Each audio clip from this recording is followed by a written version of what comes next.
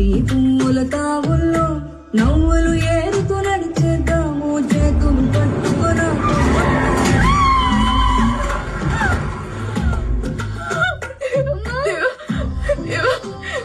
నేనున్నప్పుడు దేవుడి కాడికి వెళ్ళిపోతున్నా. నేను వస్తానమ్మా. వస్తున్నానా?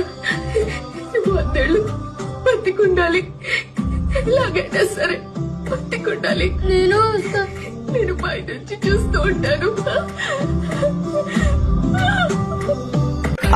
నిన్ను దాచుకుని నీడల్లే నిన్ను అంటుకుని కలిసే ఉంటా ఎప్పటికీ నీ చేతిని వదలను నా కొడుకా.